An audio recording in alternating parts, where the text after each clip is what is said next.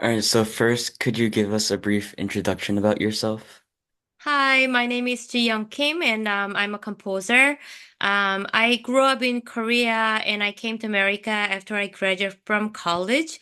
So I studied at Indiana University and Yale University. I have worked with Yo-Yo and Silk Road Ensemble. I wrote two pieces for them, and they played Word Around. And I also worked for Houston Grand Opera. I was commissioned to write a chamber opera, so I wrote one piece called From My Mother's Mother, and it was performed in Houston, Texas, Washington, D.C., and New York. And now I live in New York, and yeah, nice meeting you. Nice meeting you too. Thank you. So, to start off, what is the initial inspiration behind your composition pieces? Can you share some insights into your creative process, particularly how you begun a new composition? Okay, so for me, when beginning a new composition, my creative process often intertwines with the collaboration and personal inspiration. So when I receive a commission, I start by discussing with the commissioner to understand if they have any specific theme, vision, or emotional story behind. Um, so the dialogue serves as a collaborative foundation, allowing the piece to reflect both their intentions and my artistic interpretation. So behind the collaboration aspect, um, also a significant source of my inspiration also comes from a deep-rooted passion for Korean culture, philosophy, literature, and art. um, so that's how it goes. Great. Next, is there a piece that you would like to share the key musical ideas or themes you explored? Maybe I can talk about my opera, From My Mother's Mother. The opera delves into the complex dynamics of family relations, particularly between mothers and daughters, and the generation gap and cultural gap. And musically, the opera draws from both Korean traditional music and Western classical elements. So I incorporated traditional Korean melody motifs and rhythmic patterns. And I worked with Western music as well, like such as a jazz and other musical elements in it. hmm Mm. Great. Yeah, I've actually listened to that piece before. It's like 나의 엄마의 엄마. Are you Korean? Yeah. Oh, okay. Mhm. Thank Yeah, my you. mom and dad are originally from Korea, but they moved around like 20 years ago. Uh, Okay. yeah, gave birth to my sister and so we're both first generation Americans, Oh, Korean. nice. Where are Mhm. you located? Right now I'm located in North Jersey, Teaneck, New North Georgia. Yeah. Okay. All right. Mhm. So next, how do you approach creating compositions that resonate across diverse global audiences while staying true to your artistic identity? Okay, that's a very good question. When creating a composition that resonate with global audience, I usually focus on tapping into universal emotions that bridge cultural and geographical devices. Um, so my hope is to create music that embraces and uplifts all listeners, transcending any boundaries. So while I remain true to my artistic identity, I also draw inspiration from my roots in Korean culture, its philosophy, art, and rich traditions. Um, by blending these influences with universal themes of love, hope, and connection, I aim to create pieces that speak to the shared human experience, inviting listeners from all backgrounds to find something that resonates deeply within them. Great. Yeah, that's so inspiring. Thank you. So, are there any new directions or unexplored areas within music composition that you're particularly excited to go into in your future projects? There are two things I am thinking about these days. The first one is I'm excited to delve into the rich rhythmic textures and improvisational elements found in world music, such as like hip hop and jazz and other genres as well. So Mhm. these musical forms not only bring a vibrant diversity of sounds, but also offer a deeper exploration of rhythm, groove, and spontaneity. So by incorporating these influences, I aim to push the boundaries of my composition, allowing for greater rhythmic interplay and creative expression while staying true to my artistic identity. At the same time, the second one is I'm very interested in creating compositions that emphasize space and breathing within my music. I believe this approach allows listeners to ground themselves, relax, and refresh their minds. So it's about crafting musical moments that not only engage, but also provide a sense of pause. So a chance for reflection amidst the flow of sound. So this aligns with my broader goal of blending diverse musical traditions while offering listeners a deeply emotional and transformative experience. Yeah, that sounds exciting. We definitely need some pause and silence in today's world, in today's Amen. busy world. Yeah. Thanks. So, in your opinion, what are the biggest challenges faced by contemporary composers and performers within the classical music industry today? Hmm. One of the biggest challenges faced by the classical contemporary music composers and performers is the struggle to maintain and grow the audience. With the rapid development of digital devices and online platforms, listeners now have endless choices for accessing and creating music. So this accessibility has shifted the focus towards more mainstream and easily consumable genres, leaving contemporary classical music to compete for attention in a crowded, fast-paced digital landscape.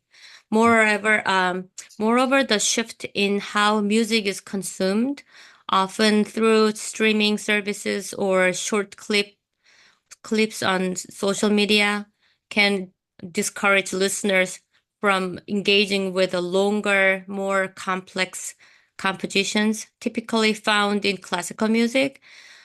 This change in listening habits make it difficult for contemporary composers to capture the sustained attention needed for their work to be fully appreciated. So as a result, they must find innovative ways to connect with new audiences, whether by incorporating elements from diverse genres or embracing interdisciplinary collaborations that can breathe fresh life into classical traditions while remaining true to their artistic voices. Great. And are there any emerging trends or movements that you believe will impact the contemporary genre positively? I think there are several exciting trends and movements that could possibly impact the contemporary classical musical genre. One key trend is the integration of diverse musical styles, such as incorporating elements of jazz, world music, and hip hop into classical compositions. This genre blending approach not only breeds new textures and rhythms, but also attract younger, more diverse audiences who may not traditionally engage with classical music. Um, Another promising movement is the focus on accessibility and inclusively within the classical music industry. Composers and performers are increasingly exploring digital platform, live streaming concerts, and creating interactive experiences to reach a broader audience. So this shift towards digital engagement help to break down barriers and demonstrate access to performers and performances that were once confined to concert halls. Mhm. Yes. Yeah, and following up on that, how can contemporary classical music be made more accessible to a wider audience? Do you believe in any specific strategies or initiatives? So I think it's actually related to the number six question you just asked about.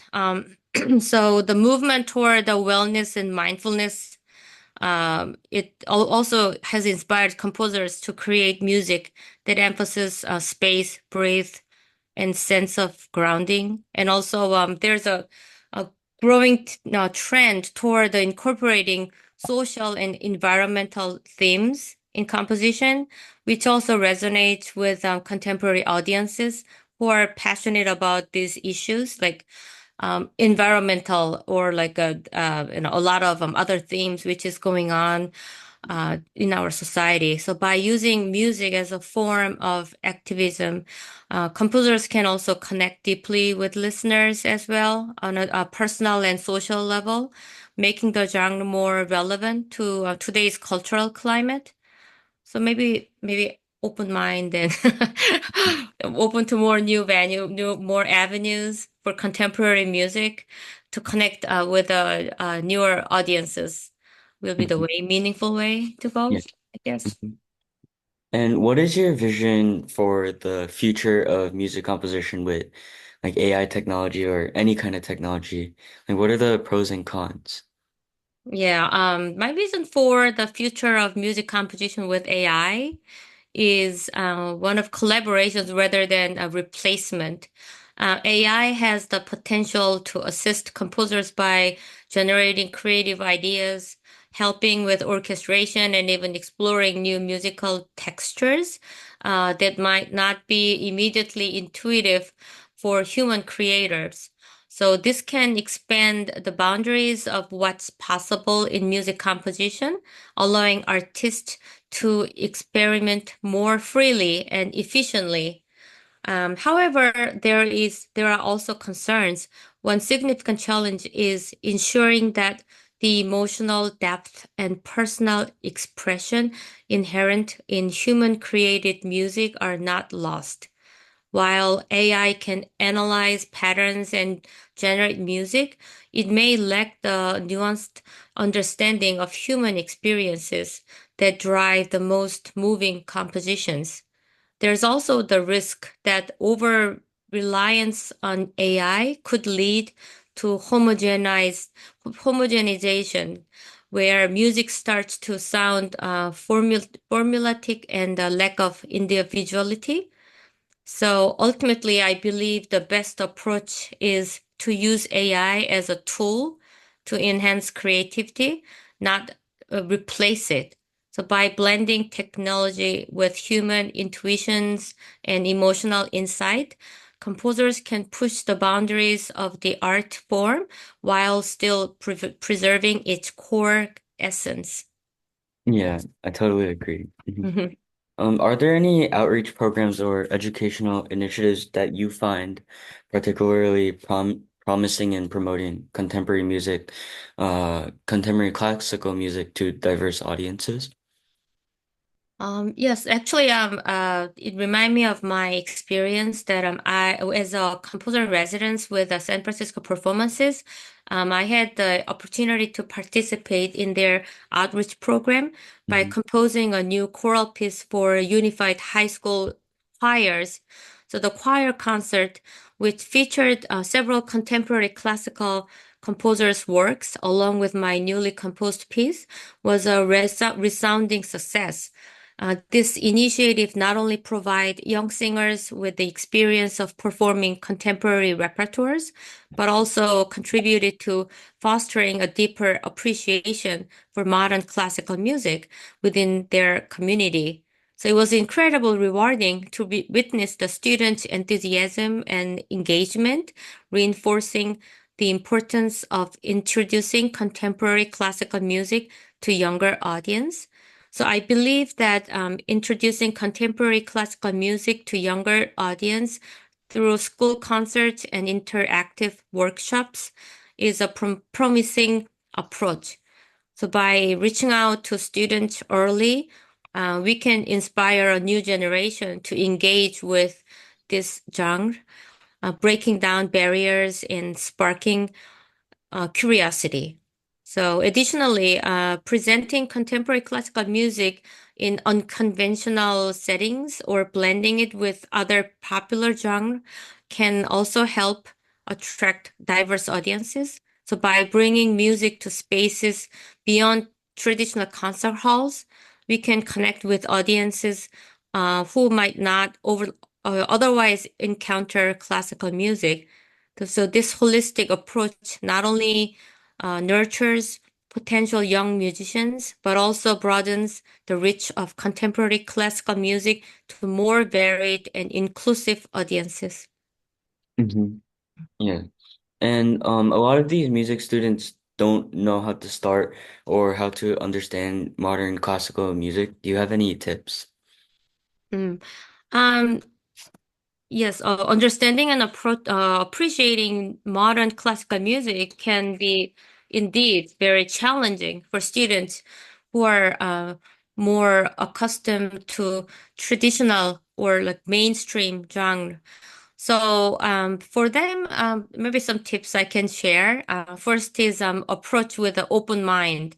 So, that's also a musical form. So it's essential to approach it with curiosity and without preconceived notion. So allow yourself to experience the music without immediately trying to categorize it or judge it. And second, maybe listen actively and repeatedly. Instead of just listening once and then just give up, you should try to listen more than once to see what you really hear and try to figure out what's the intention behind it. And also try to focus each time like different things. Like first time, maybe the timbre, and the second time, maybe the rhythmical decisions or textures on instrumentations. So that that'll maybe be more interesting to listen. And the third might be start with accessible composers. Maybe I can maybe recommend like Steve Reich, Philip Glass, or Arvo Pärt. Those pieces, their pieces are maybe more accessible Hmm. because it's minimalistic, and it's often more accessible. So maybe you can introduce yourself to delve into these music, and then maybe shift to other music as well. Hmm. And then study the score. If you are able to read music, then maybe you can also see the score to see how the score transformed to the real sound and see what the composer tried to express through the music. That'll be also fun to explore and Hmm. also explore the context. So not only just the music sound itself, but also learn about the background and inspiration and the story behind this piece. And also even like a social background or like historical background. And those things will be also fun to explore. So, sometimes music is related to a political or philosophical background. So understanding these contexts can make the music feel more relevant and engaging, and maybe embrace the experimentation in your own playing. If you're a performer, then also maybe you can choose to learn some pieces you are not familiar with, and then try to learn the piece and extend the techniques or unusual rhythms and new forms of expression. And engaging with those musical stuff will offer you insight that purely listening cannot.